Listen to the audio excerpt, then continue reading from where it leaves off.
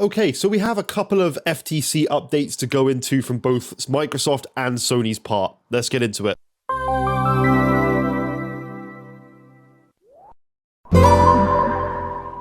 What's going on, guys? Welcome back to yet another brand new Major Bin Gaming video. I don't think this is going to be a very short one. I'm not one of those people who drags videos out for the sake of dragging them out. So let's just get right on with it. Also, please do subscribe and like if you do enjoy it.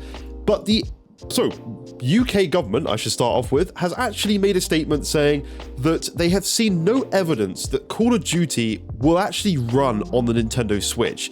Now, from my point of view, I fully understand this statement. Call of Duty, they're not the most demanding games in the world. Obviously, they need to run on, at high FPS frame rates and things. Even on the previous consoles, they need to run at 60. On the current gen ones, they have to run at 120 now. And on PC, people run at upwards of 360 Hz monitors.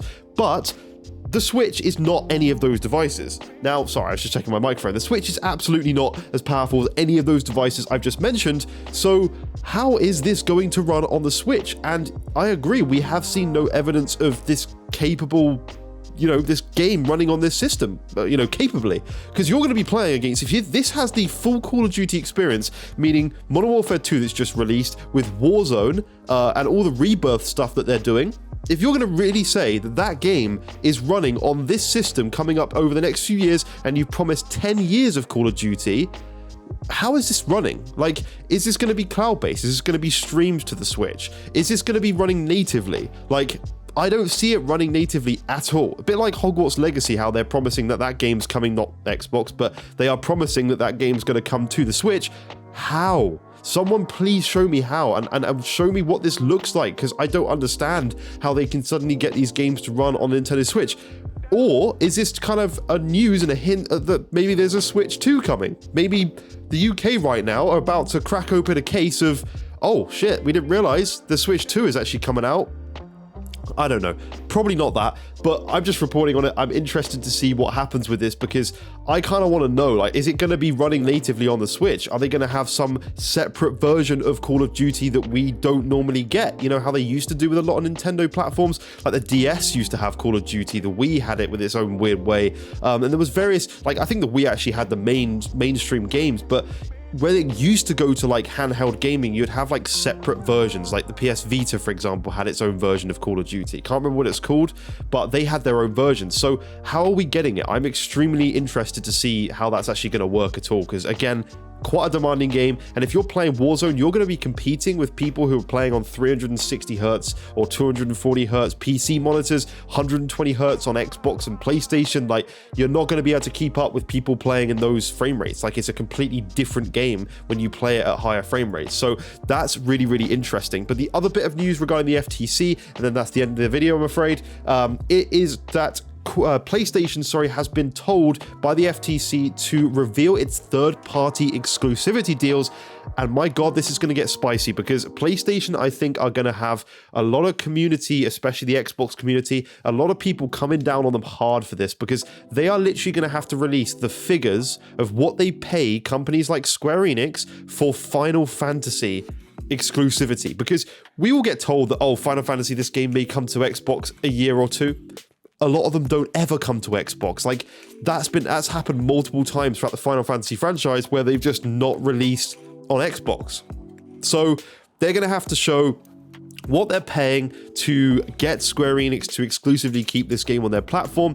And I just think this is going to open a whole massive thing against PlayStation. PlayStation are the underdog right now in terms of capital, in terms of the money that they have. Microsoft has a ton more. The popularity of the system, they are way above, obviously. PlayStation has always been more popular, especially in my country, which is United Kingdom, by the way. But Xbox are doing things right now.